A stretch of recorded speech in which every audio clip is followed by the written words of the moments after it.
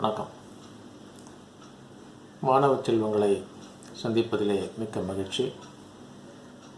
என்னுடைய முதல் வீடியோ, அதாவது சப்ஜெக்ட் பேஸ்ட், மிக மிக எளிமையான ஒரு concept, chemistry,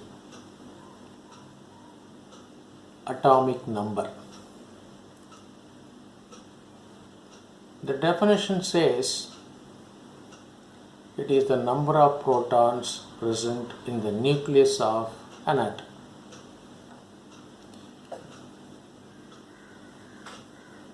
Of course, there is no difficulty in understanding this concept. It's very, very simple. What is there to describe some extra information in this concept? To my perception, I think there are some additional points.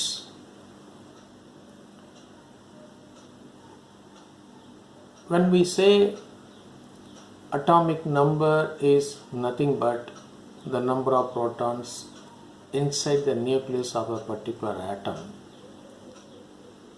the same chemistry tells us in any atom the number of protons and number of electrons are always equal. If that be the case, why can't we define atomic number in terms of electrons? After all, the protons and electrons are always in equal numbers in any neutral atom. It's logical. Why can't we define in terms of electrons? Or why we should give importance only to protons? Natural, is it not?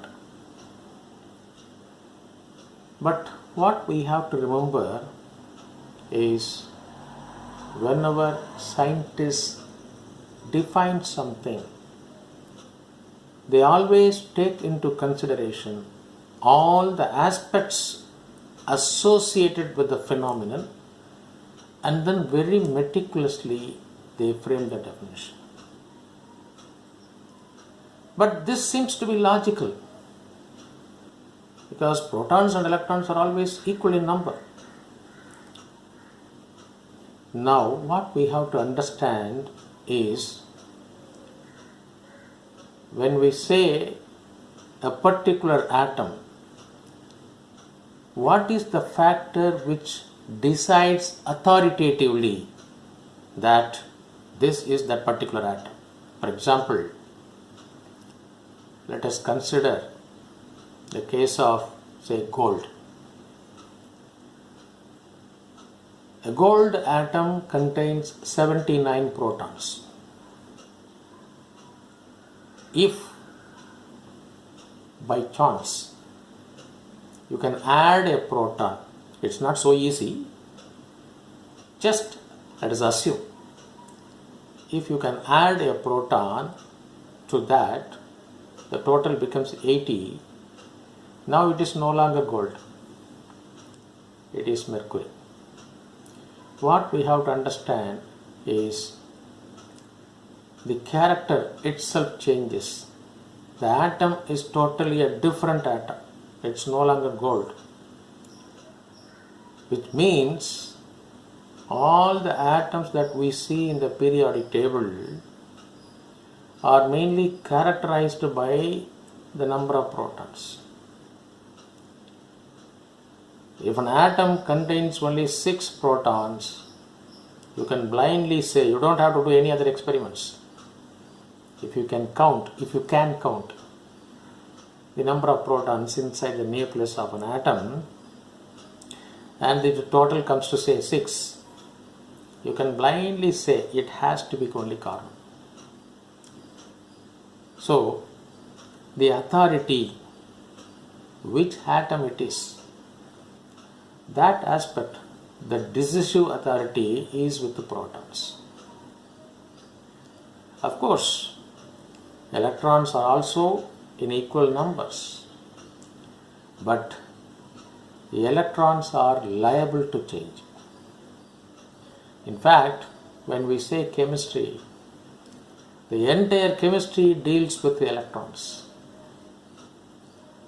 Electrons keep changing.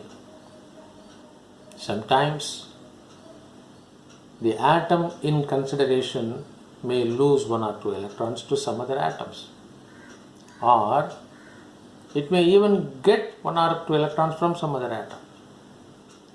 If this giving and taking are not possible, the atoms come into agreement, partnership agreement, they share their electrons. This shows the electrons are not constant, especially during chemical reactions. They undergo change. We find 2 characters inside an atom. One is the constant character which retains the identity of the atom, which is number of protons. The other one is a flexible character. We say everybody has to retain his or her identity. Never lose your identity. You are unique in this world. So, retaining the identity of an individual is must. At the same time,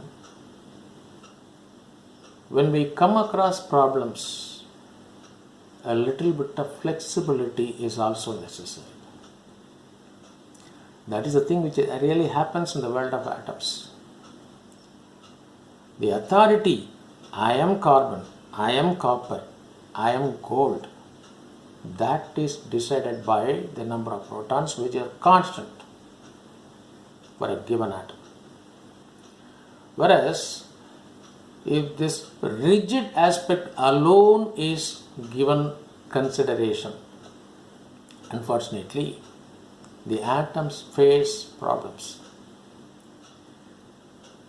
We have seen in the case of periodic table, there is a group at the end which consists of gases. We normally say inert gases, noble gases, rare gases. What is the difference between those group elements and other elements? Surprisingly, they are all found to be very stable. Except helium, for the rest of the gases, the scientists have found 8 electrons in their outermost shell. That gives a clue to the scientists. What is that? If this atomic system has 8 electrons in its outermost, then it becomes stable. What do you mean by stable? Indirectly, it means there is no necessity for the atoms to combine with any other atom, which means the requirements are fulfilled. Logically, we can infer. What do you mean to say? If an atom combines with another atom, what for this reaction proceeds? Which means both the atoms are facing problems. They are not stable. And if you go and check, these atoms do not have this 8 electrons in the outermost shell. So, it's a clear information. The atom which has 8 electrons in their outermost shell is stable, and those who do not have this 8 are unstable. It's very clear.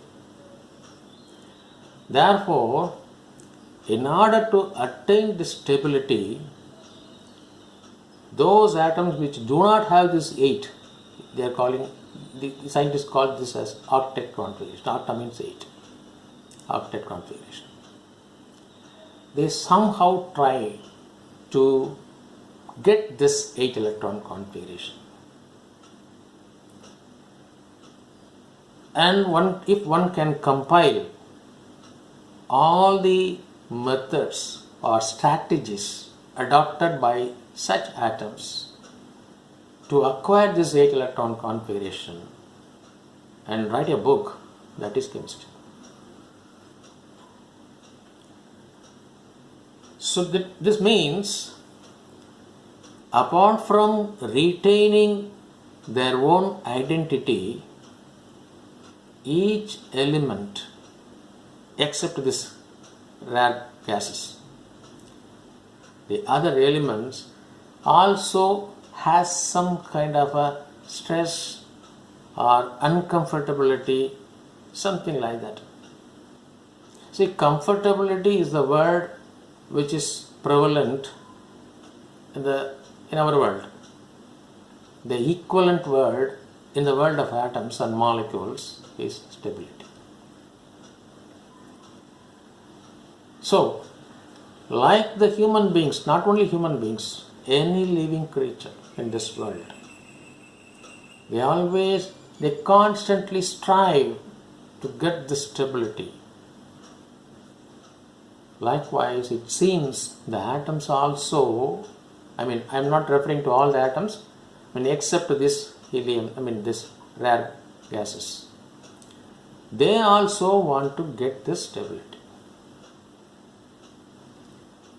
So, retaining its unique identity is one aspect, which is a rigid character. The other aspect is they have to be little flexible also. Why?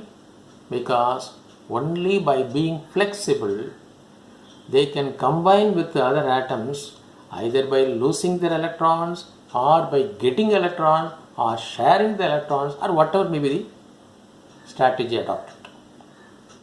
They can get the stability. So this aspect has got something to do only with the electrons, not with the protons. So electrons indirectly represent the flexible character, whereas protons represent rigid character. You can see two contradicting characters simultaneously exist in every atom. So, what this concept seems to convey, as far as a chemistry concept, yes, it is a very simple concept. Atomic number is nothing but the number of protons present inside the nucleus of that particular atom. Very clear. But this concept seems to convey another important, valuable message to us. What is that? Never lose your identity. You are unique in this world. At the same time, you may have problems in life. By being so rigid, you can never tackle these problems. You need to be little flexible also. It's a really tough task. One has to be very rigid, at the same time little flexible also. Two opposite characters, contradicting characters. Is it possible? It has to be possible. The atoms do it. They seem to convey this message to us. You also.